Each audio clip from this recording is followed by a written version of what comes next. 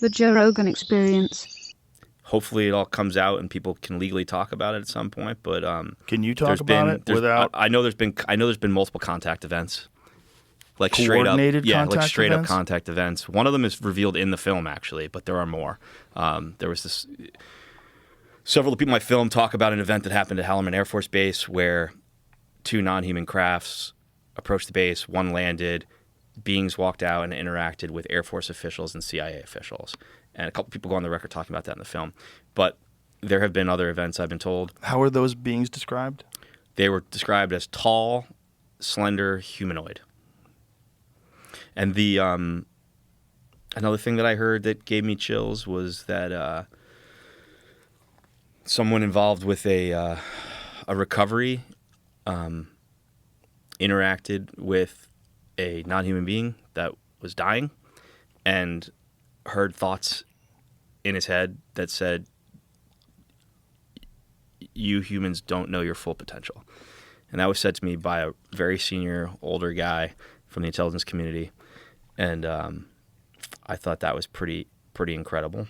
Also, just the extent to which the legacy program is real. This isn't like 50 guys, sitting in a quiet, dark room. You're talking about a massive program with thousands of people going to work every day and dealing with this. And to me, that is mind-blowing, Yeah.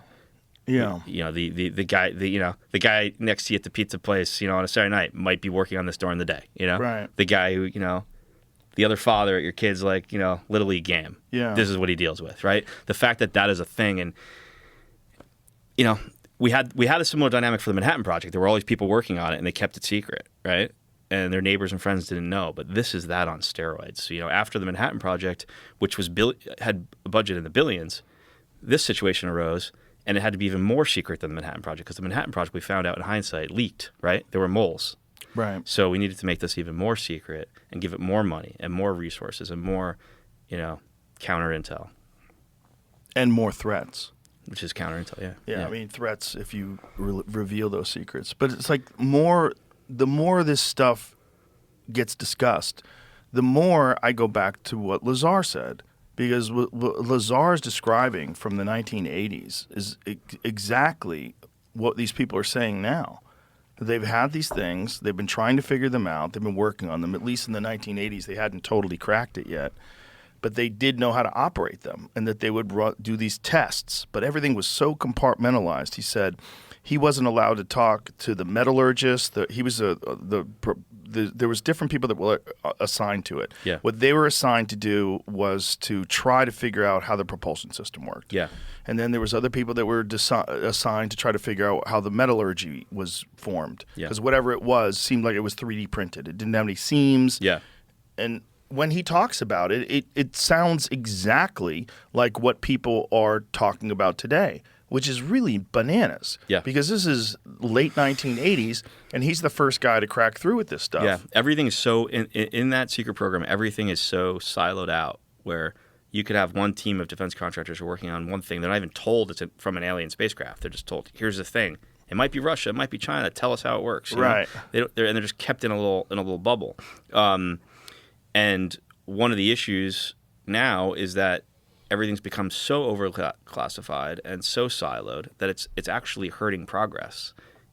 And that's a lot of the scientists in my film are voicing that. And one of the other things I learned recently that isn't in the film, Jay Stratton, who ran the UAP task force, he told me that during that time, he had started a talk with one of the senior scientists at Lockheed, who was frustrated by how overclassified everything was. It even made it hard for the defense contractors to get the right manpower and brains on it, because not everyone can be cleared to do the work, right? There's all these red tape hurdles to progress, right? And so they had made a plan to move one of the crafts that had been recovered that was in Lockheed's possession into the possession of the UAP task force. And then the task force was going to be able to put more brain power towards it. And then the head of science and technology at the CIA shut it down in the middle of the transfer. They had actually secured a hangar on a military base and prepped it to be a classified hangar that would hold this craft, and they were stopped. So the issue of overclassification. Did they know what happened after that?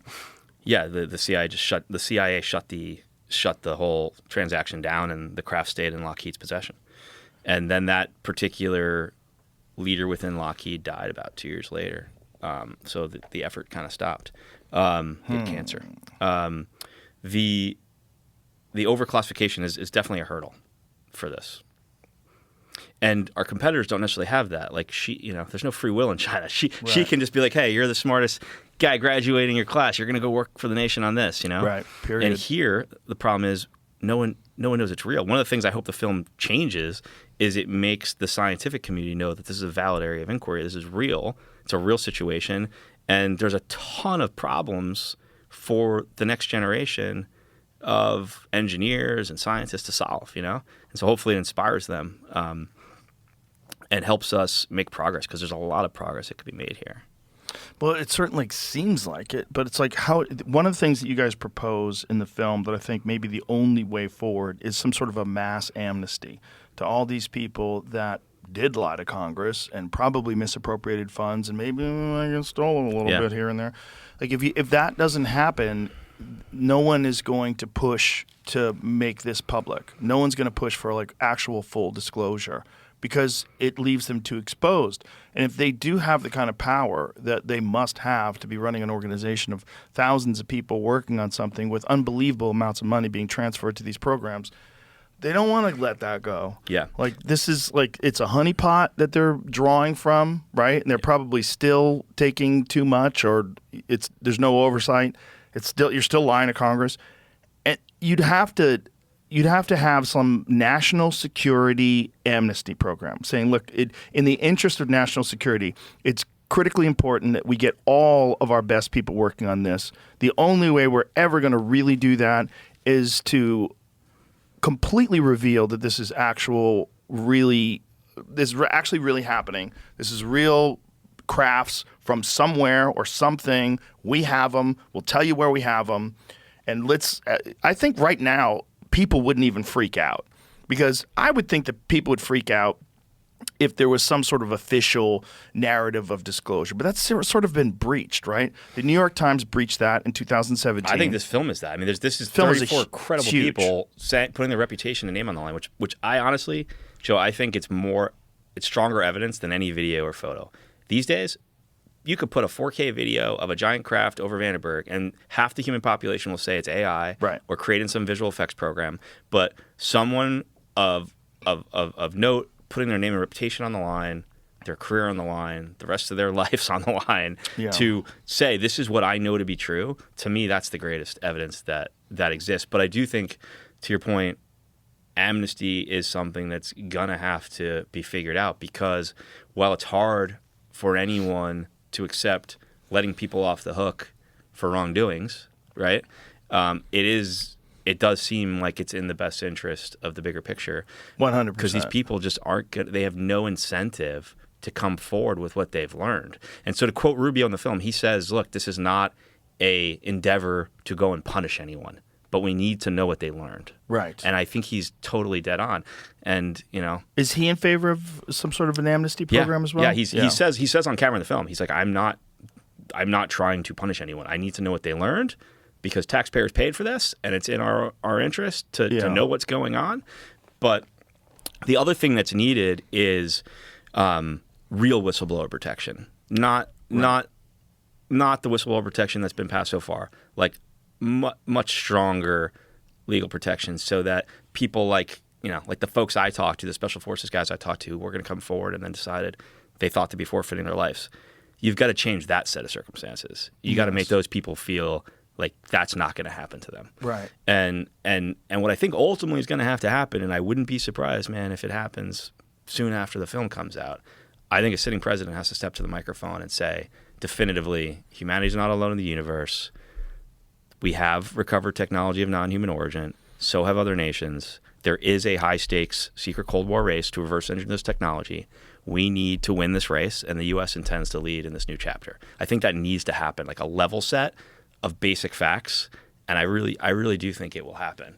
Well, if that is going to happen, I think Trump might be the only guy that's willing to do something crazy. I think It's very likely that he does that. I know that he is aware of the film. I know he's aware of what people in his administration say. Has he watched it? You know that? He has not watched the film, but I know he's very aware of it, and I know that they are discussing internally how they're going to react to the film publicly. And I also know that he has very recently, tasked Tulsi Gabbard with getting to the bottom of the situation and finding out for him what he needs to know that he doesn't know. Really? Yeah. And as Rubio said in the film, Rubio says on camera, on the record, on the film, that this has been kept from sitting presidents. And he goes into detail on how that's been done and how it's the career bureaucrats in certain elements of the government that control this information and just wait presidents out and don't feel like they have a need to know. Right. Well, there were some people that tried to find information out in the beginning of the Trump administration. Who was it?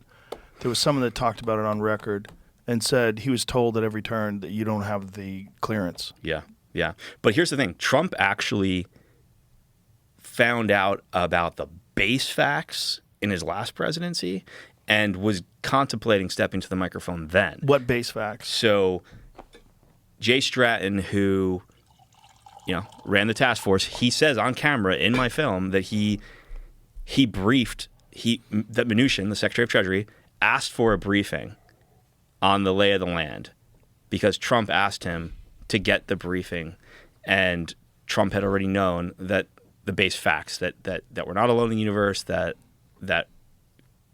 there's been recovery of crashed craft, right? He knew those base facts, and he told Mnuchin that he was thinking about going public. And so Mnuchin reached out to Stratton to get a briefing, and he told Stratton that the reason he wanted the briefing is because he needed to be able to evaluate what the impact would be to the economy if the president decided to step to the mic and tell the world we're not alone. And Stratton tells the story on camera in the film, and I've heard a lot more about it off camera.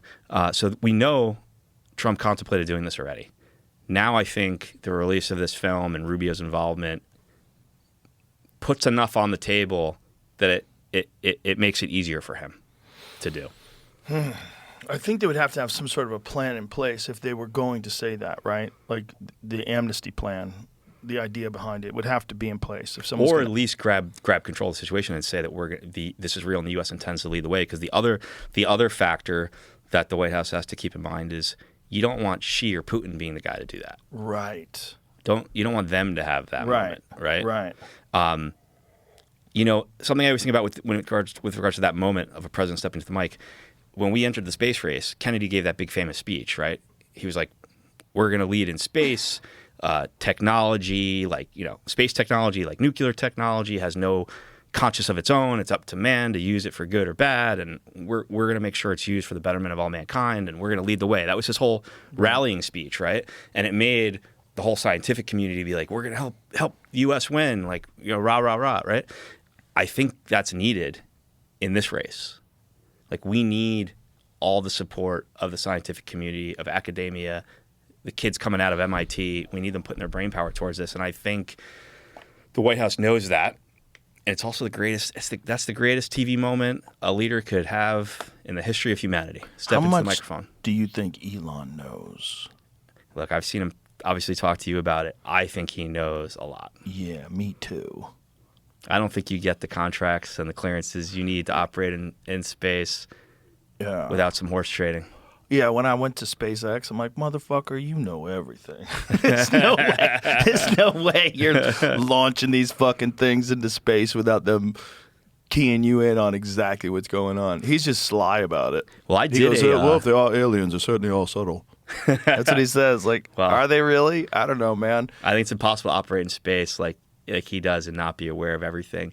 And also at the level he operates clearance-wise. I held a secret screening at the National Space Symposium earlier this year, which is the Super Bowl of the space industry. It's like 60 people, heavy hitters from the space industry. We didn't promote it or publicize it at all, but there were a dozen guys from SpaceX there, and they all seem very aware of everything revealed in the film. Yeah, I'm positive. And he's my friend, and he won't tell me. He's a legend. He keeps a lid on it. He's a legend. But how would he not know if it is? And some people have told me he knows that he knows some things. So whatever. But the point is, people are good at keeping secrets. That's real. 100%. Even people that aren't notoriously good at keeping secrets are good at keeping secrets when they have to be. Do you think if you put yourself, you've interviewed Trump, do you see him doing that? Stepping to the mic and telling us the truth? Someone talks to him about it and convinces him it's a great idea. Like if I had an hour with him. I mean, it's literally the single, in my opinion, the single greatest moment a leader could have. Well, in the history of the world. If he could be the guy that blows the lid off of it, that would definitely help with his legacy too, which I think would be a good way to convince him.